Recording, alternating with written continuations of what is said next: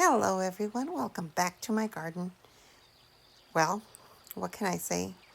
April was packed with adventures and reunions and celebrating and getting sick twice. But I'm okay now, and I wanted to show you my beautiful garden. It is amazing. I am in awe of how little maintenance at this point in time my yard requires. And this is what I've always wanted when I started this garden, when I planned it, um, what, almost 5 years ago. It was barren back here. It was full of weeds and just, it looked unusable. It looked like a little strip of dirt that I don't know if, it would be worth planting anything back here, but look at now. I mean, it is gorgeous. It is amazing. I mean, the spiders have been busy, so I have to really clean that up and put some anti-spider stuff on the fence. But other than that, I mean, there's some weeds here and there, some cleaning up, but we're done with the leaves.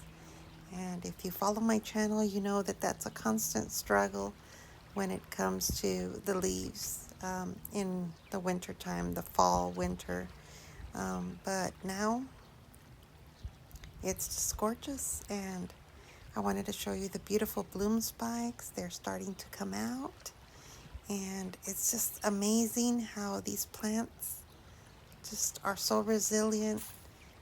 It's probably rained a couple of times in the month, which helped me a lot because it really refreshed and replenished and cleaned, the petals. And you need that rain to rejuvenate everything and make it look beautiful. But look at this. It is just so gorgeous. The Ioniums are awake, the coral aloes, those beautiful Saharas. My Myrtilo cress is doing fantastic. Portulicarias are doing great. And I mean, it's just gorgeous. I don't know what I'm going to have to do this summer because this area used to be covered with kind of a little shade cloth roof, which we took off half of it. So this year I'm going to have to figure out what to do there. But I put resilient plants there other than that Aeonium, so we'll see what happens.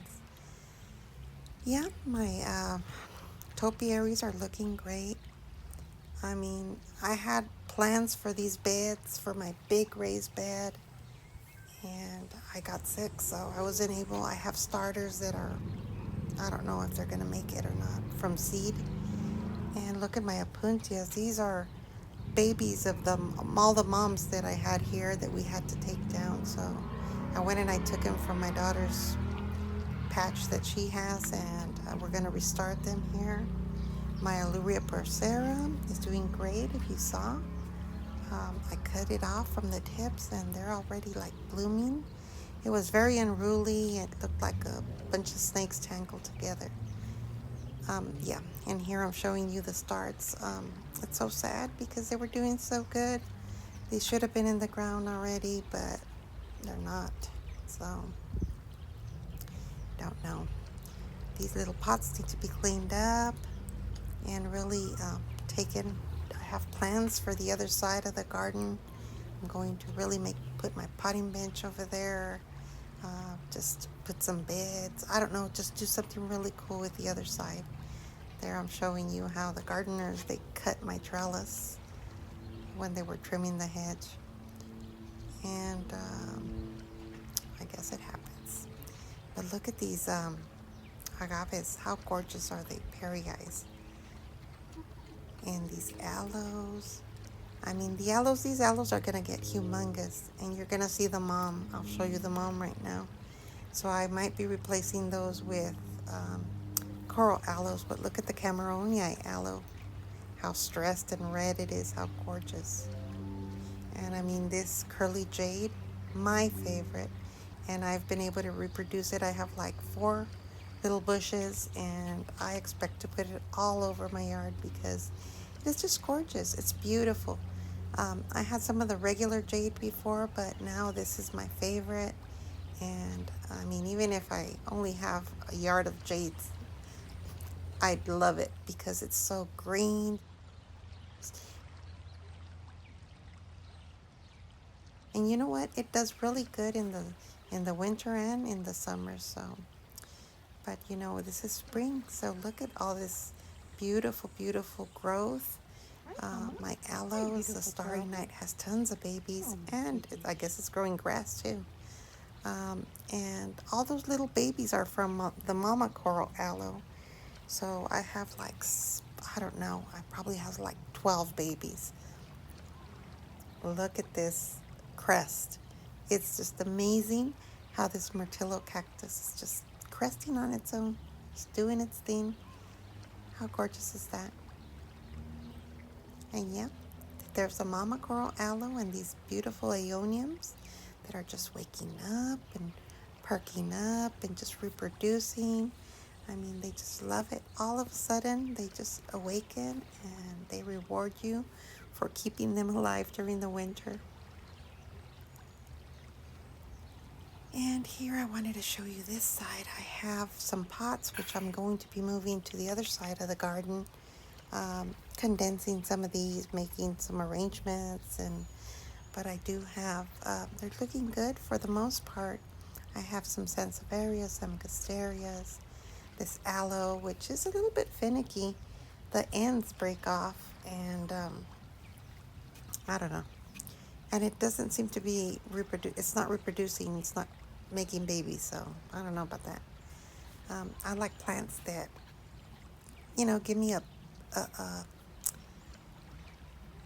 my money's worth. Here you're seeing this Merlot aeonium, and if you have seen my past um, videos, you'll know that I planted this one here because it was very full of mealybug, and it looked really bad, and I just chopped it up. You're not supposed to chop it up apparently, but I said either it makes it or it doesn't, and guess what? It rooted and it's doing great. My lemon tree, I have to give it some fertilizer, but it's there. It's trying, poor thing. I don't know. I have mixed feelings about the lemon tree there, but if it makes it, that'll be awesome. And all right, well, that was kind of the walkabout, and here I have some still pictures for you to kind of peruse the garden at a slower pace. And I just wanted to show you how beautiful it is. I mean, I I walk out my door and I think like, oh, I'm in like in a little arboretum or something, which is so relaxing to just sit on the swing and hear the fountain. And I do have a video coming up of the fountain, how we cleaned it. And yeah, but look at this. Those, I tell you, those aloes are awesome for our Southern California weather. They just thrive. And the good news is, look at my hydrangeas. I mean, they're gonna bloom. Finally, I'm able to keep some hydrangeas alive, which is just so wonderful. My daughter gave me these hydrangeas 2 years ago for Mother's Day, and I was able to keep them alive. They've been everywhere, in the ground, in pots, east, south, west, whatever. And finally, I found a spot where they're thriving. Yep. So, one more look. Look at that. Gorgeous. Again, these aloes, they're doing great, and they were out here, and we had temperatures dip as low as 37, and they survived, but they are close to the house, and I think that protected them. They're kind of under the eave. But yeah, I don't see any damage, and pretty much everything has made it. We've had, let me see, what have I thrown away? Really nothing. Everything has made it that's in this bed. It's just gorgeous. again, no words. It's just beautiful the way everything just does its thing. This, again, these little topiaries, they're boxwood dwarf topiaries. They're looking a little sad there, but they perked up really nice. They do require more water. This is why I don't like to really put a lot of things in my garden that are high maintenance, because then something happens where you can't get to the garden and then you have a bunch of dead plants. So I want them to be resilient, and for succulents and cacti, they hold their own once they're established. I mean, here you're seeing the day that we got some rain. I went out there and I just taped it, because it just, I mean, again, you cannot pass the opportunity of looking at your garden right after the rain, because everything looks so beautiful, so clean, so alive, and it's just so great. And I'm very lucky to have my beautiful little yard where I could get out there and just enjoy life and just get away from any negativity out there in the world, or just the vibes that you don't want to get. So your garden is your haven. That's what it should be. And whether you have a big garden or a little garden, you can always enjoy it. There's always something to do in the garden. Even this little garden here, I always have to straighten out the rock and clean the pots and clean the porch. And there's still a lot of work to do, but don't don't feel overwhelmed by trying to keep stuff alive that's not going to make it. Chuck it and live and learn. Buy stuff that works in your zone, in your area. And again, get those base plants that do well in your garden. For example, in mine, the curly jade, the aloes, these echeverias or echeverias, Saharas, these are the echeverias that do great in my garden, and they're resilient. All the other echeverias, other than the, what is it called? It's not called an agave, it's called agavoides? Agavoides, I think. That echeveria is really good too. It lasts a long time. And yeah, so I recommend that one. And other than that, don't try to keep all the other echeverias alive. They will live for you a couple of years, 2, 3 years, sometimes even more. But eventually they will die, especially the ones that have little bumps or that have frills. But yeah, pretty much that was a tour of my garden. I hope you enjoyed it.